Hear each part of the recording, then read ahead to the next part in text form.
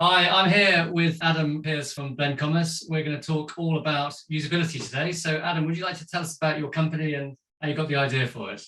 Yeah, fantastic. Thanks, Trevor. So, you said we started our e-commerce agency probably about 5 years ago, and I think, like a lot of people in e-commerce, it's not a very mature industry, and we kind of come from different areas. So, I've actually been a teacher, I've been a management consultant, I'd worked for an education app company, and my brother-in-law Peter, who was a quantity surveyor, decided to retrain to be a developer. And he came to me kind of 7 years ago and said, look, there's this brand new platform called Shopify. I think it's going to be the next big thing. At which point I'm thinking, yeah, probably not. And I was wrong. And basically what we decided to do is at the time is there weren't really many people offering both on the development and design aspect as well as marketing for Shopify stores because it was such in its infancy. And sort of 5 years on, we now work with a lot of brands in the US and the UK, really looking at what the experience is like of kind of before being a customer, during, and then after as well. So now that's kind of what we focus on when it comes to Shopify. So, do you do the development of sites? Is it really just someone comes to you with a site and then you improve the experience, or do you build the site as well? What's the kind of end-to-end service? Yeah, we tend to work with existing sites, and the reason for that is because a lot of what we're doing is going to be based on both the quantitative and the qualitative data. So when it comes to kind of starting a brand new store, it's quite difficult then to do that if you haven't really got a lot to work with. So we like to talk to existing customers of that brand, as well as looking at all the kind of metrics that you'd expect an agency to look at. So it's predominantly people coming to say, look, let's improve what we have now in terms of immediate terms from redesigning the experience. And a lot of other brands will work with us over, a course of sort of 12 or 18 months to say, right, let's make this a more gradual thing that we're doing then to try and improve that big end goal that we've got. Okay, so I mean, do people tend to use like a template, or do they tend to use have their own bespoke theme? Yeah, I mean, even very, very big brands, so, sort of multinational companies will tend to use the Shopify theme, and then sort of tweak that. And I say tweak it, I should say heavily customize that rather.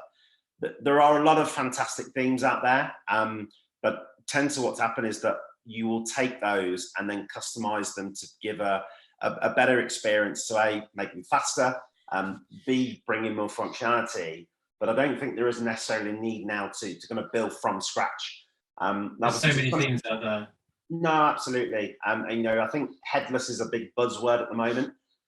So the kind of the concept that you don't sort of need to have that core theme, and you're not sort of necessarily building on Shopify. But I would say, a lot of that at the moment is kind of reserved for the big multinational brands that need that.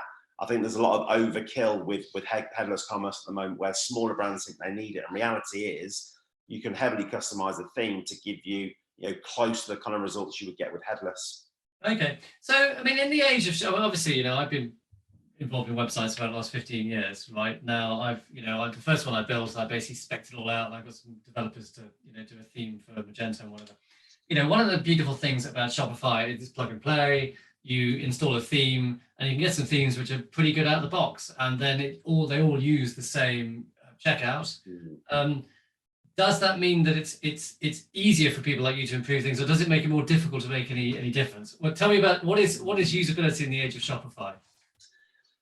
I think that, yeah, it's a good point, because I think, especially over the past few years with everything that's happened in the world, the level of competition that there is huge. And, e-commerce essentially grew 10 years worth of growth in 3 months at the start of the pandemic. So there is, like I say, there's a lot more competition out there of people with very similar stores. But I think in a way, it kind of makes it easier for brands and for agencies like us, because you have a lot of people starting these up where everything kind of looks the same. So the more of that volume, you doing something that's different tends to kind of stick out a little bit more. Because if you've got the same experience and then you come to a site that doesn't have it, it kind of gives that wow moment. And I think, for me, if you think about usability and customer experience, I'm almost a bit perturbed by this kind of word of personalization that's become into kind of the e-com lexicon the past couple of years, because I think for a lot of people, they feel that personalization is all about, making sure that, you have lots of information about that client on a website. And for me, personalization is part of usability and part of customer experience, in that when the person comes to that site, you are displaying something to them that is meaningful for them, and you are giving them a way to get to a product that's going to be most useful. So it's not necessarily about, kind of using names or using data personalization. It's about making sure that you understand, right, where have they come from in terms of the traffic source? What information have they seen about you before? And then can you personalize the homepage experience different to, let's say, for example, if you directed someone from an Instagram follower to your page versus from an organic Google search? That's the way you can make a difference to give people a different experience. Okay, so what are I'm actually launching a Shopify store in a few weeks. What are the things that, we're building a theme which we're going to customize? What are the, the things that we can do to immediately make our experience, better and stand out from other people? I think the thing that always, perturbs me a little bit with when you look at sites is that, in the good old days, people would have a homepage, an about us page, and there will be lots of great information on those. So in terms of the production process, the quality, the guarantees that they offer. And then what you would do is you would go to then obviously a product page, and essentially what you're saying there is a description of the product, and there is a call to action to buy. Now, of course, you've got to have that, which is important, but ultimately that customer coming to that product page is probably not, and I say in most cases, is not going to go and read that great information you have about your ethics, about your brand in the home page. So bringing that into that product page below the call to action is important, because they're going to be verifying you. They're essentially saying, look, can we trust this brand? Can we, do we want to give them our credit card details? Getting that in there. And I think that, as a first step, if you're building right now, I will be checking that information is there, so that people are verifying you based on just that one page, not having to navigate everywhere. So that's a really important point. So having what kind of social proof and guarantees and stuff, all that information on the product page, and also, I suppose in the Shopify checkout, you have less opportunity. Presumably, you want to bring that information as much as possible onto the checkout as well. Yeah, I mean, the thing with the checkout, obviously, there is limitations in terms of what you can do. With basic Shopify, the kind of package that most people use. When you go to Shopify Plus, there are more options there to be able to kind of customize that checkout experience. And obviously, it depends on where a brand is, whether Shopify Plus makes sense. But I think the key thing is that when you are putting people through to that checkout page, making sure they're clear about what experience they're going to get. So for example, if you know that with your product that actually, that person is going to get a verification email from you within, an hour, you can give that information on your product page. And it sounds a bit daft, because obviously they're going to get that, but ultimately, again, are you addressing the fears of that customer on that product page? And I think that's what we've got to think about when we're trying to get people to convert is, are they comfortable enough to then go to the next step with you? And then I think after that, the big mistake I think a lot of people make is the follow-up or the post-purchase email flow. We're obsessed with reviews, aren't we? We send out, we send a thank you for purchasing with us. And then pretty much what happens is you're going to get a review email saying, hey, please give us a 5-star review. So for me, the biggest mistake there is that you're forgetting the different steps that customer is going through. So I think, Trevor, you were saying before, your products were, your products you were selling, were they for children? Yeah, they're for children, for preschool products, yeah. Okay, so preschool products. So give me an example of a product you're selling, for example, if you don't mind. Like a toy. Let's just say a push-along toy for a child. Okay, so push-along toy. So for me, straight away what I'm thinking is, right, first of all, they're going to get that email to say thank you for purchasing. The next step then is obviously when that toy is going to be delivered. So how are they feeling at that moment when the toy is being delivered? Can we check in with that customer to say, hope everything got to you okay? If there's any problems at all, contact our customer support at this level. Now, if it's a toy, I would imagine that what's going to happen is that toy is going to be given to that child probably on that day, and they're going to be playing with it immediately. So from your point of view, the first touch of that product, the first use of it, the evaluation of that stage is probably going to be within 24 hours. So, if you, for example, know the person, say, how did, your son, daughter, whatever it might be, if you have that kind of information, get on with this toy in the first day? Have they enjoyed playing with it? Again, another check-in point. A week later, now they've kind of really got to grips with it. Maybe they've been playing with it quite a bit. Another check-in point then. And after that, then it's the point to then sort of ask for the review. So they're going through on this end as the customer, these different phases of interacting with your product and your company. You want to make sure they're happy with those. And then you've got a much better chance of then getting that positive review and then ultimately getting them back to come back for the next product. And I think that's, we sometimes, we celebrate when we make a sale. Look, I do it as an agency owner. Yeah, we've got another client, great. But the problem is that that's just the starting of the journey for that customer. And I think as business owners, we sometimes forget that, and we need to go back to that sort of post-sale process to make sure that you've got those check-in points with them as they then go on to be a longer-term customer. Okay, well, I think this leads on to my next question, right? For you, what does customer experience encompass? So obviously there's the actual, should we say the physical website, that's probably the wrong thing, but then there's also, there's the offer, there's the shipping, there's the reviews, there's the website speed, there's the emails. For you, where does your job start and where does it end?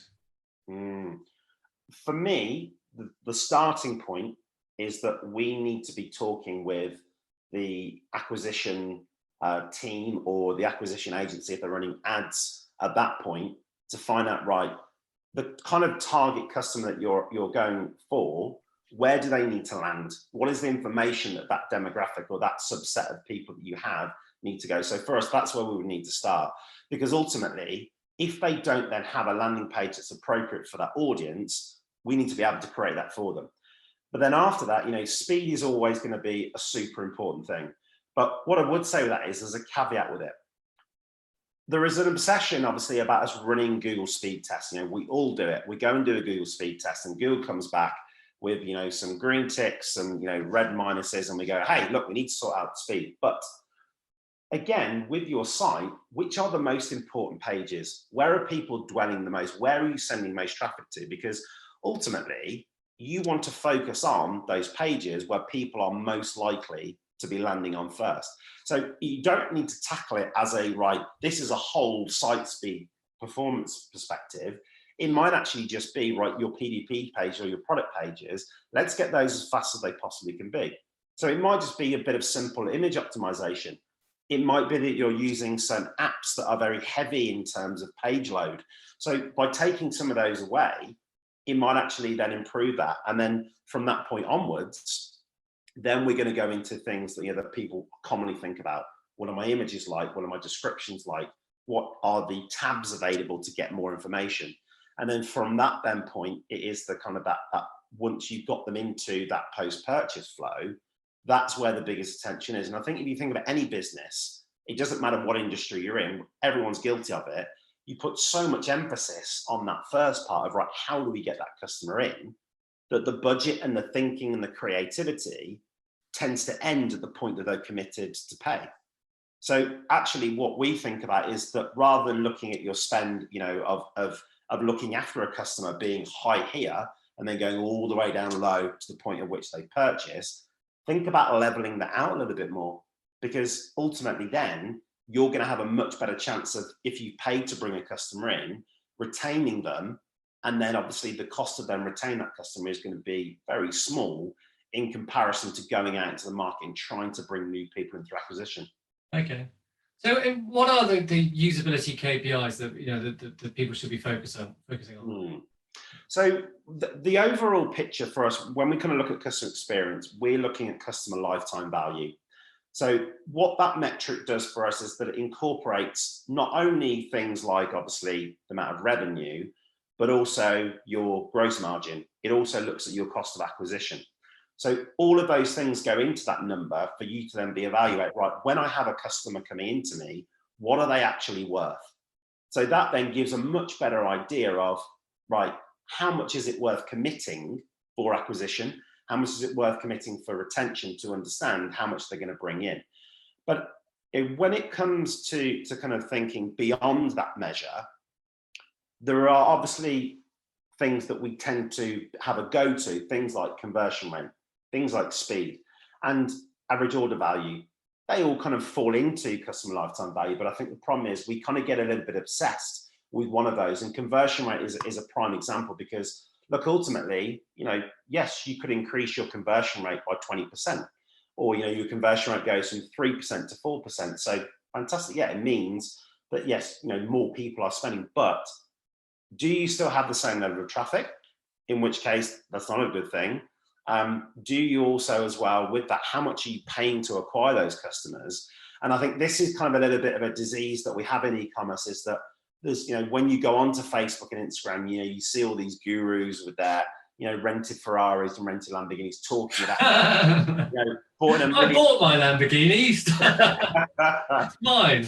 Exactly, but it's for me, it's completely smoke and mirrors, because let's face it, yes, you might be able to bring in $1 million worth of sales, but if it's it's cost you $950,000 to do that, plus your effort, well, what's the point? Yes.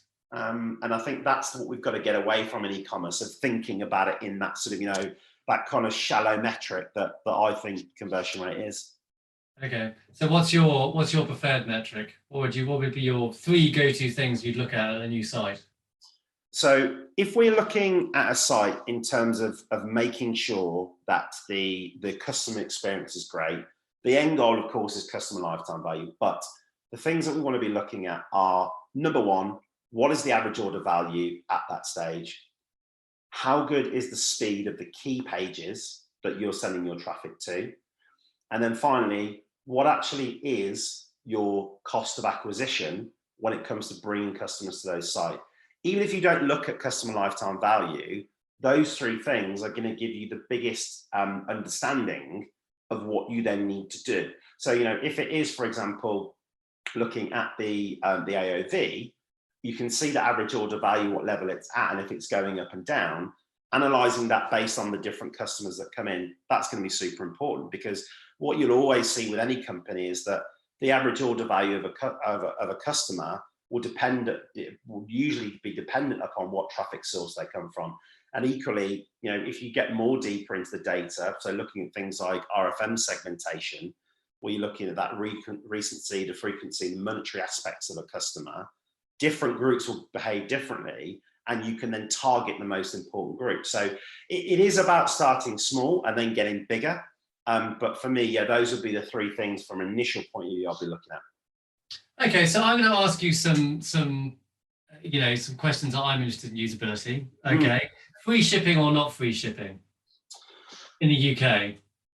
So for me, the free shipping question is all about margins. And the biggest thing that I would say is that you want to be looking at your thresholds.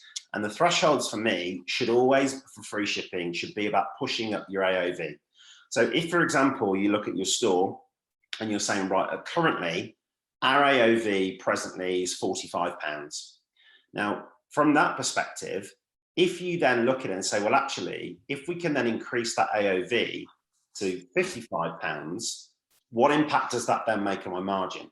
So then it makes sense for you to sort of analyze, right, does that free shipping point work out? And I would say that is the way to use free shipping is about pushing up the average order value opposed to anything else.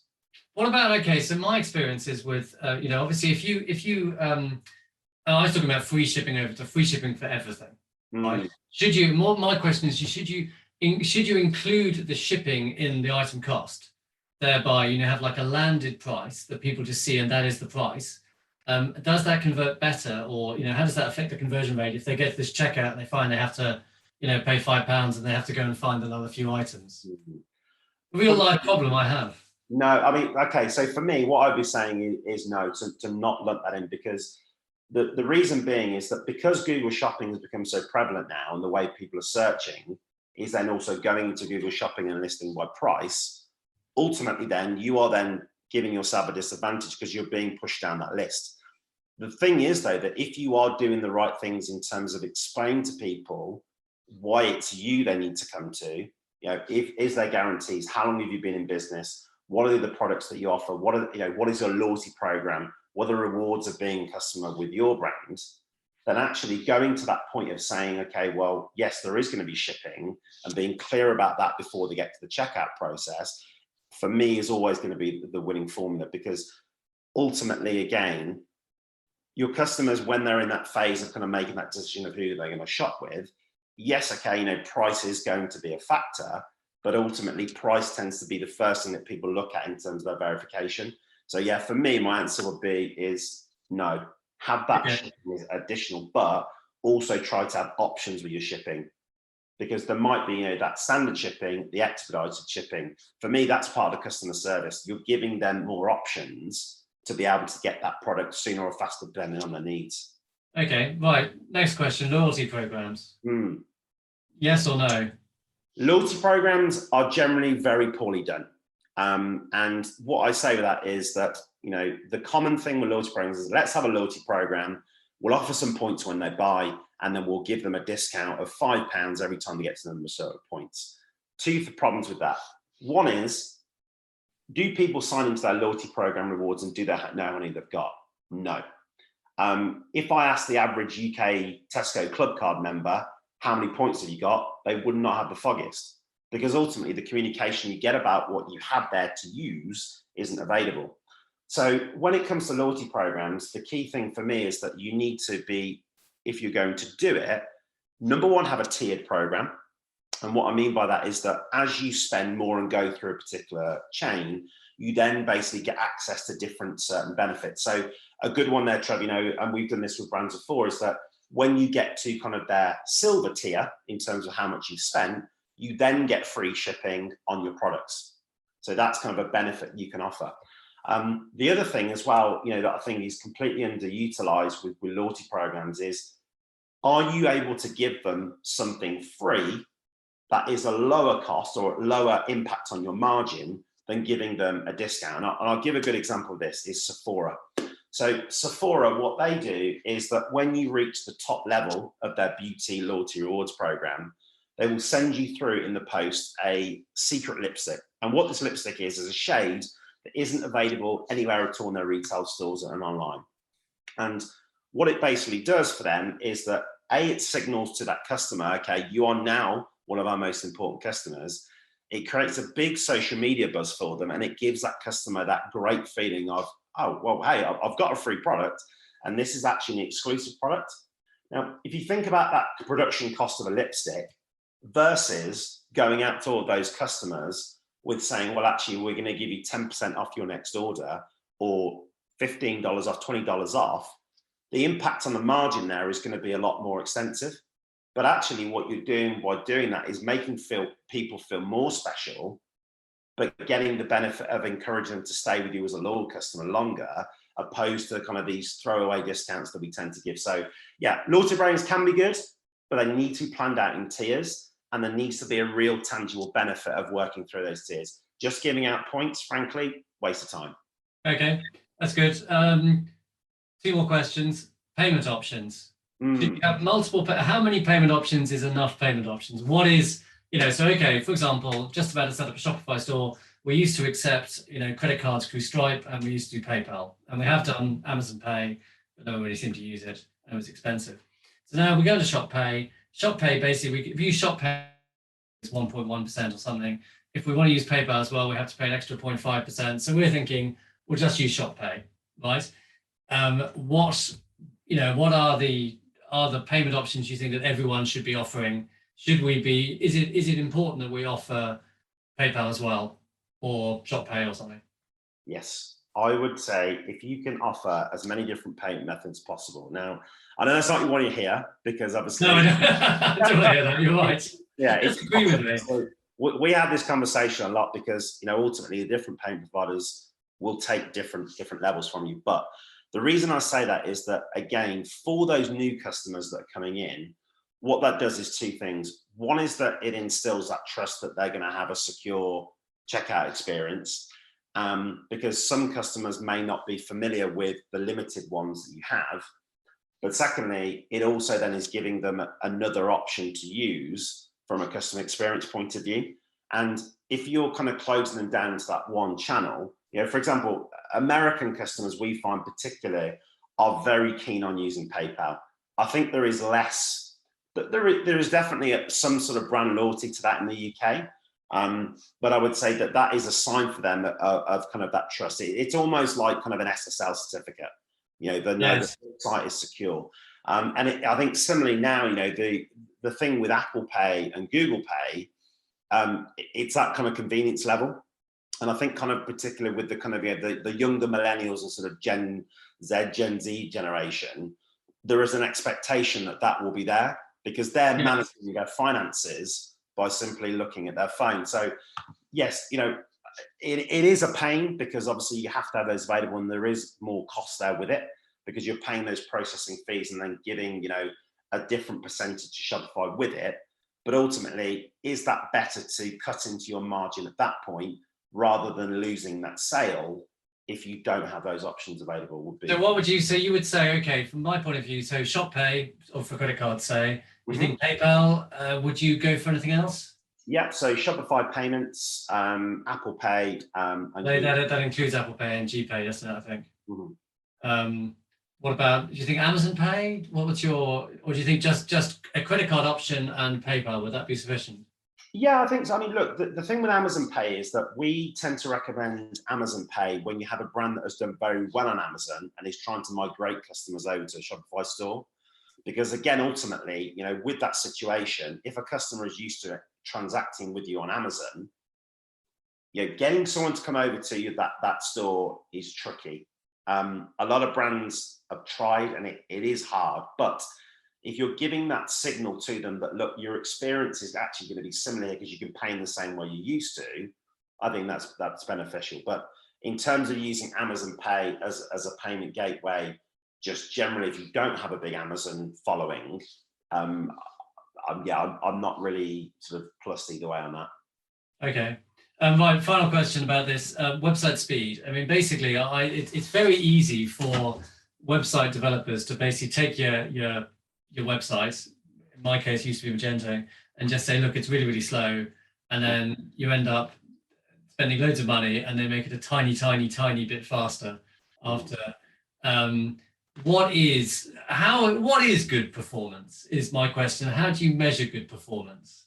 Because I mean, I just, you could take my current website and you can put it into one of these speed tests and tell you it's awful, but then you take John Lewis's website, it doesn't perform an awful lot better. So what is good performance and how do you identify it? Yeah, I mean, I think it's like if you take the Google site and put Google through the speed checker, you're also going to get lots of red minuses, which kind of makes it a bit of an ironic, thing that you're doing. So if you've got like a one-page WordPress site, it does quite well, I think.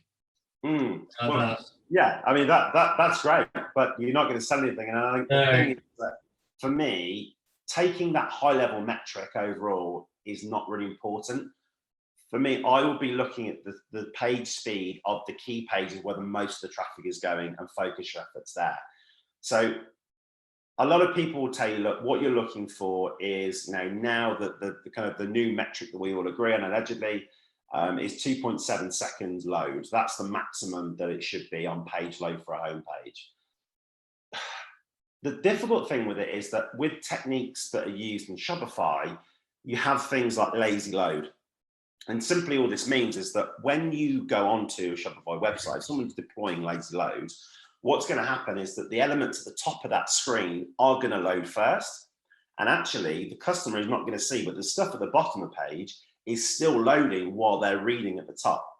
Now, that experience is great because I can see the hero image, I can read the text, I can click on the call to action. But from Google's point of view, your page has not loaded that first page.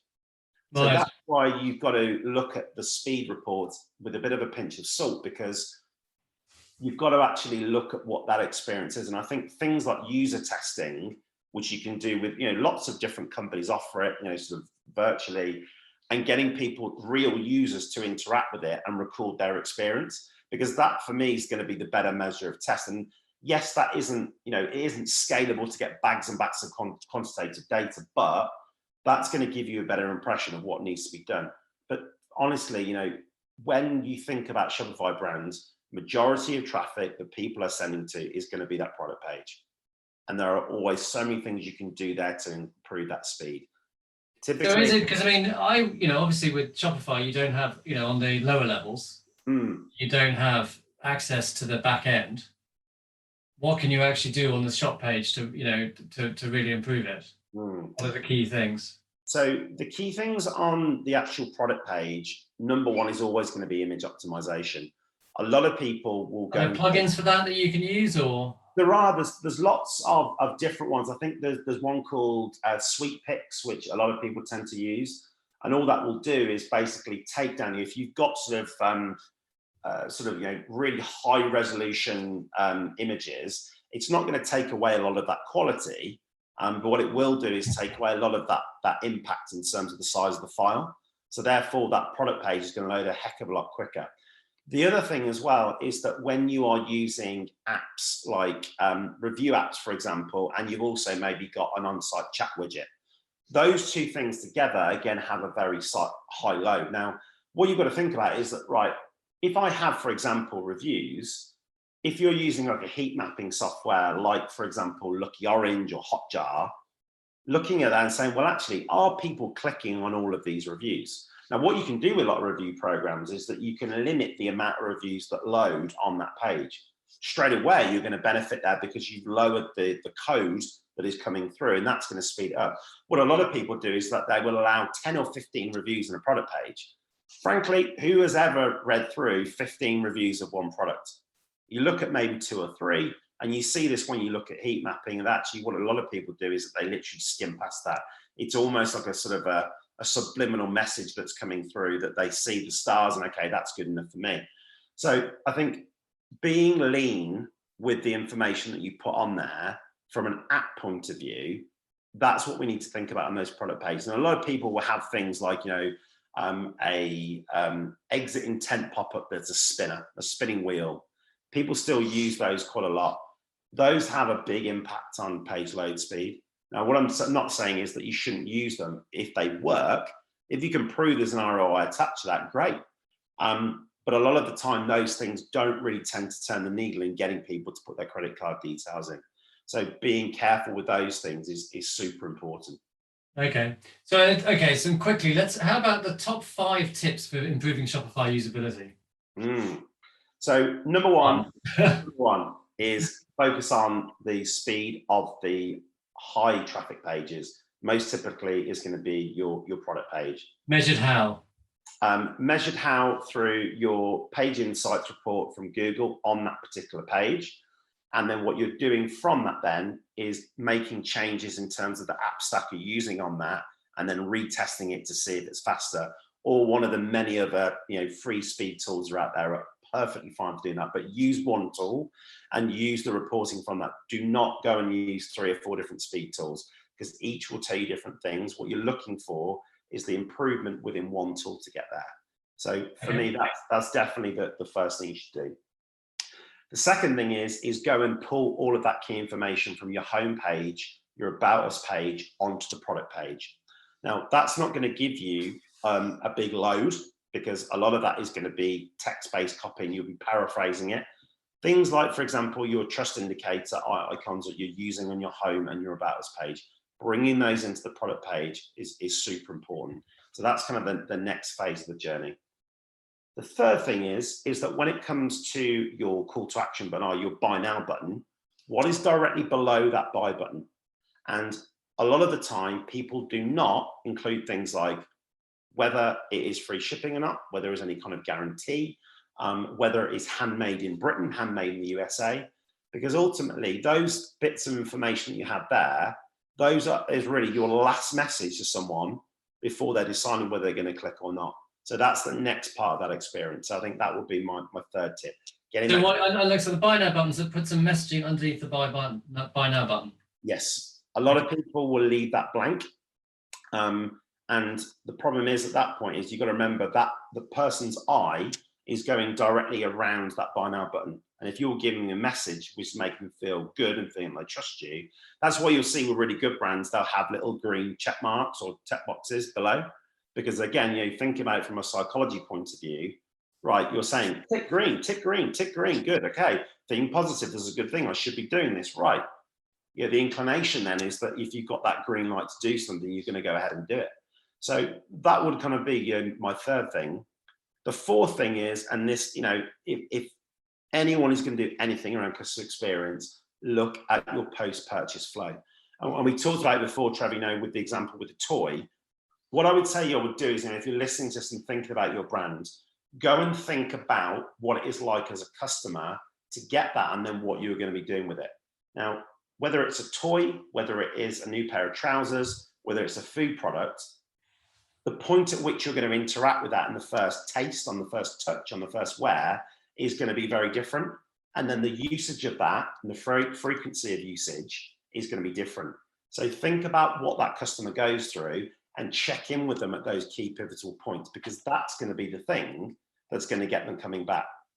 And then I would say that the last point is that when it comes to kind of, the much further point down the line, is that what are you then doing for those customers who have come back to you for the second time to get them through to the third, the fourth, and the fifth time? And for me, that is always going to be about trying to then give them something additional from a customer experience point of view, like going out to them and saying, hey, it looks like, you bought the brown pair of shoes and the black pair of shoes. We wondered actually if you'd be interested in this great new pair of tan shoes that we brought out, which are very similar. Right, okay, makes sense. You're listening to me, you've seen what I've purchased. There's something here that I might be interested in. What kind of tool would you use to do that? There's quite a few things. Now, a lot of the time we will use Klaviyo for email marketing, and Klaviyo has got within there its own kind of product recommendation engine. You can actually change that to be what you want it to be. And I would say that curating that is a really good thing to do. Now, for example, what you can do is if you look at your sales data and say, well, actually, we can see a pattern here, is that when people go in and buy, that scuttlebug, I'm thinking about things that my little girls use, is that they then typically will then tend to go on to buy when they're in 6 months' time, the child's first bike, for example. So if you know that that's kind of trajectory that type of customer is going through when they buy that product, you can then do those product recommendations yourself. I think the worst thing in the world is that when and a really bad company at this, and I'm sorry guys, but the name's gone out of my head, Wayfair are terrible at this. If you ever buy from Wayfair, what will happen is you'll get an email from them with product recommendations in from 6 or 7 different categories, and then there will be 3 or 4 products in each of those categories. Now, I get recommendations from them. The last email I got for rugs. The only thing that I've ever bought from Wayfair, believe it or not, was a toilet brush holder for my bathroom and kind of a soap dispenser matching set. So what indication have they got from me that I'm looking at and saying, well, that I would then want to go and buy a rug? So it's about, that making sense of what are the likely things that they're then going to buy next. What's the next thing in that journey you want them to go down with you? So just being sensible with it is key. So let me tell. Okay, so what is the site that you've done you're the most proud of in terms of usability that ticks all the boxes? Really good question. I would say a great site that we've worked on most recently is probably the Aquarium Co-op site. Now, we've worked with them for quite a while, but the thing with Aquarium Co-op, they're kind of one of the US's biggest online aquarium retailers. So it feels like it's quite niche, but what we've done with them is that we know, based on the fact of the content they interact with on that blog, on that site and the blogs that they've read, the kind of products they're then most likely going to be interested in. And it's not about pushing product down their throat. What it's about doing is actually people are very much wanting to read up and be knowledgeable about being a hobbyist in kind of having aquariums. So we will push them to different parts of content, which will then trigger information within those blogs about certain products they'll be interested in. So for example, if you have a blog that is telling people, right, these are the 3 best ways to look after a pufferfish, at the end of that blog, what it's going to be doing is saying that if you have read through these steps, you might be interested in looking at the products that we mentioned here, which are this. You can buy these as a bundle here.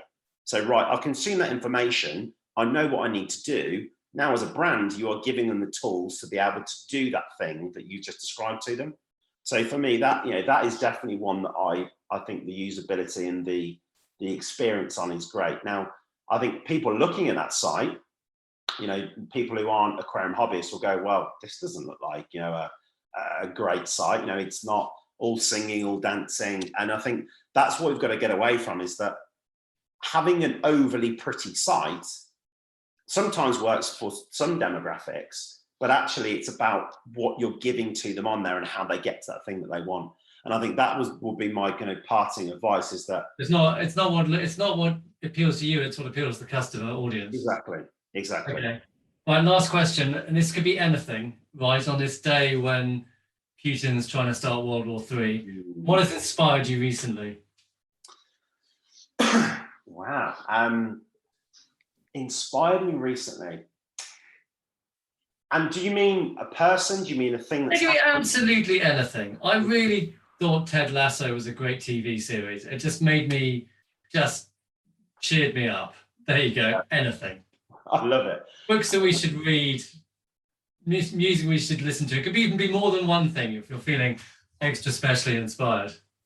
Yeah, I think one thing I've been inspired with most recently is I actually I went to an event yesterday in London with my business partner. It's something that we've kind of run, which is sort of for different e-commerce tech partners and agencies. And the thing for me yesterday is that we took a couple of members of staff with us who have never done anything like this before. And they've only been with us a short period of time. And for me, I really kind of saw them come out of their shell yesterday, and actually saw them open up and walk around a room and have really good conversations with people. And I think the thing is, you know, that when you work in a company like ours, where it can be quite insular in respect, you're just focusing on those websites. We don't really have face-to-face meetings. Kind of seeing my team, you know, really having a great time and letting other people have a great time through them being there in person was great. So yeah, I'm super pumped from yesterday. And so to just actually getting out of your shell post-COVID and actually, gosh, meeting real people. Exactly. That's good. Exactly. It's just, yeah, I personally, I suffer with depression. So being out there in the world is very important to me. So these past few weeks, when we start doing cold water swimming as well is apparently good for that. I've heard. I'm chicken to do it though, Trevor. That's the problem. I think just take a cold shower. Look, it's been great talking to you. I've learned an awful lot about Shopify. Thanks for spending some time with us. No problem. Thank you, Trevor. It's been a pleasure. Okay, bye-bye. Bye. Stop recording.